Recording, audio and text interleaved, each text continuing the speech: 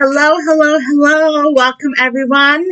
Elaine here, Light of Elaine, talking to you today on the July energies. What a powerful month we have in store.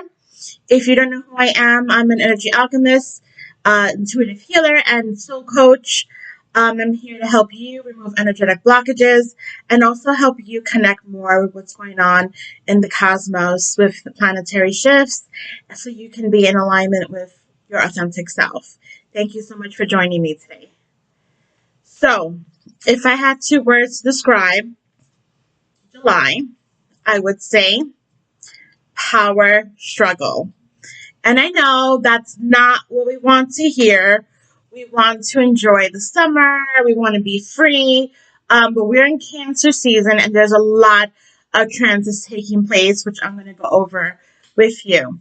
Cancer is typically the first water sign of the zodiac, and it's the ruler of the moon. It is a water sign. It is the crab, the Cancer crab, and it's the mother as the lunar moon is mother energy. We want to feel like at home. We want to feel the connection with people, those that we love, those that represent the feelings of home and safety. The Cancer energies can also have a little bit of an emotional side to her because, like the moon, we tend to connect to our feelings, to our intuition. Cancer is also a cardinal sign, so it's the beginning of a new season, and it's also a leader sign. So even though it can be a little emotional, it also has a very directed approach to doing things, but through heart centered energy. So what's gonna go down basically? I tend to feel the energies before um, the collective receives it. It's almost like I'm getting a little bit of a sneak peek, and the last few days have been pretty brutal. I know I had a circle last week, and we talked about a lot of things happening. A lot of with even where I'm now, where I live, a lot of things needed repair. Was just not functioning right. I would get unexpected notices that was catching me off guard, and that's a lot to do with a couple reasons. We just started on the 29th of June, Saturn retrograde. And Saturn is like the parent planet, the disciplinary. It's like the father that's like, go clean your room, and you don't clean your room, and you put everything in the closet stored away, and then they find out that you're playing games and you're not trying to clean up. So it's like that disciplinary planet that's showing back up and saying, hey, I know you don't like this. I know it's tough love, but you got to get things going, and you got to be responsible about what you're taking for granted or trying to overlook, ignore, deflect, avoid, procrastinate. So it's a different energy right now for being a summer month. Usually we start to work on shadows more towards the end of October as we approach Scorpio season and we get into like the winter months. But there's going to be a fight with your old self. You're going to be fighting your old self because right now we have Mercury, which is the planet of communication, that's going to go into Leo. And there's Pluto that's in Aquarius. Pluto is the planet that's the death and rebirth and has been for 40 years now in Capricorn. And it's also moving back and forth, but it's in Aquarius right now. And Pluto is ready to like, we're going to make it happen. We're going to destroy things and we're going to resurrect things and we're going to recreate things because you have to be willing to lose everything in order to gain everything. You have to be willing to lose everything in order to gain everything.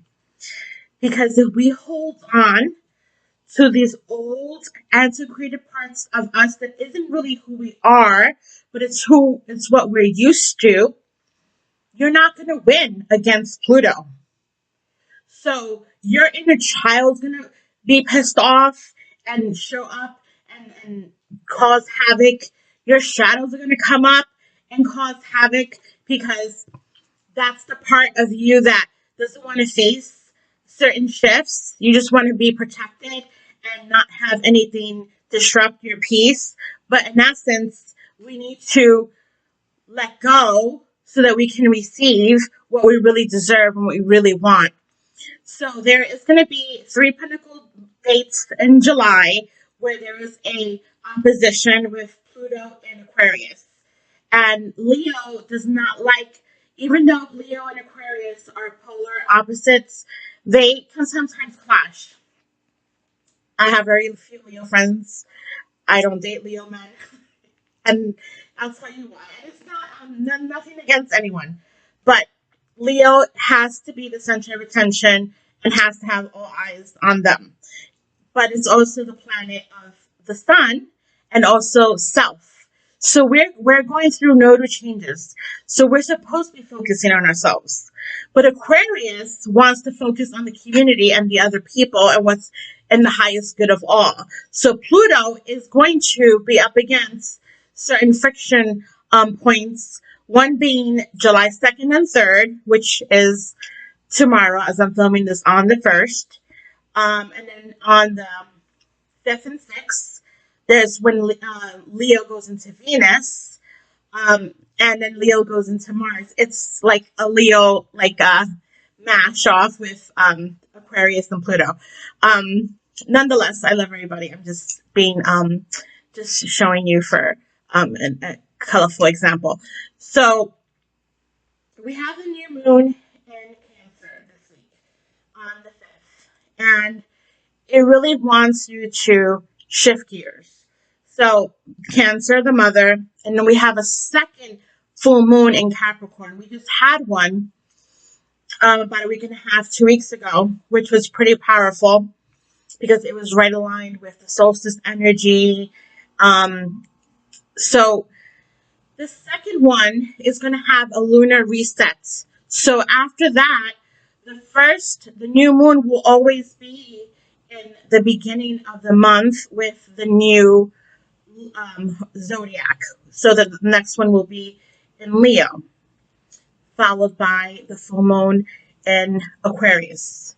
Again, Leo and Aquarius. Here we go. So we are now between the two Capricorn full moons because Capricorn is very serious and doesn't want you to just hang out. And it's Saturn ruled. And Saturn is the planet that just went retrograde. The planet that I told you about, the parents, the disciplinary planets. And I'm over here. Planet and parents. Okay, so we have that. We also have Neptune retrograde on the 2nd tomorrow. So Neptune is the planet of dreams and illusions, and it's in dreamy Pisces with Saturn. So any themes regarding spirituality or vices or illusions, it's going to come to the surface. So if you're currently in something that you're just like trying to cruise and be all in fantasy worlds, you're going to have a rude awakening. So this month is going to be a lot of power struggle and having to fight with yourself, basically. And I hate to be the bearer of bad news, but think of it as a cosmic dance with your new self, trying to wean out your old self, and you are literally not used to the new self. You're used to your old self, but your old self is already outdated. So you want to grieve your old self and welcome in the new self, which is trying to come through. I know, not a great message for the month of July, but this is a very big turning point of the year. And things have to fall apart. Things have to go. So whatever's not serving you, whatever's not in alignment, whatever vibration is not matching with you anymore, whoever you're keeping on the string that you know is bringing you down, you gotta let go. And that's where the freedom is. and the letting go. So we have the new moon in Cancer on the 5th, and we have the full moon in Capricorn on the 21st. And then towards the end of the month, we open up Lion's Gate, which is a very abundant time. And I'll talk more about that at the next video. And, Leo's going to come through strong, and we need courage. We can't be the cowardly lion. We have to be the courageous lion, the force, the king of the jungle, the one who's going to make noise and vibrate loudly so we can receive all of that magnificence. So yeah, that's what's going on. I'm going to do a little bit of energy healing because I haven't done so in a little while. So just take a moment and relax, sink into your seats, connect to breath, filling up your belly, your chest, expanding your heart, opening up, holding, sipping some more, and then slowly, long exhale out. So I'm just going to go around and pull some of that extra debris that you're carrying.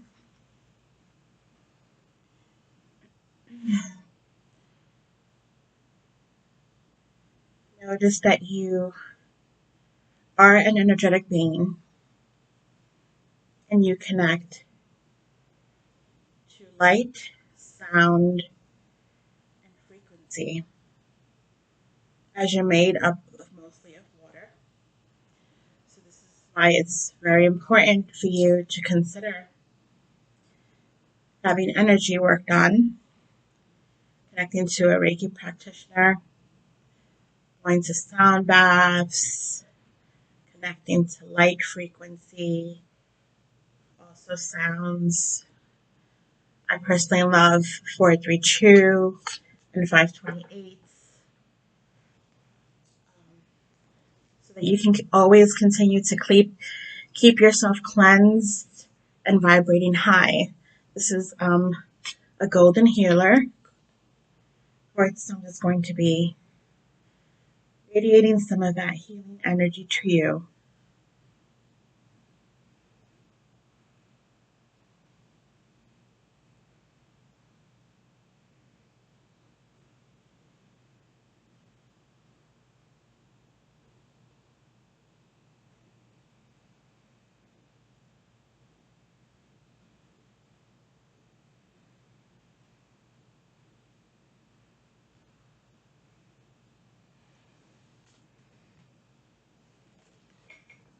Hopefully you received all of that, connecting to all that you are, and holding space for yourself, what you go through, the letting go, the facing fears, the purging false illusions, the standing in your truth,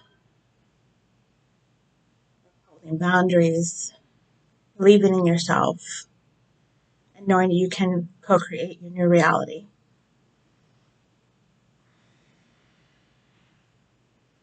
I'm going to pull some cards as I normally do. First, we're going to see some of the themes that we have for July. What messages do we have? What lunar messages are available to us?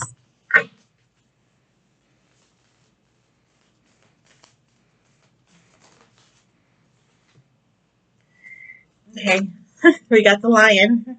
Don't let pride get in the way. You don't want to fight the forces this month. You want to surrender. It's time to take action.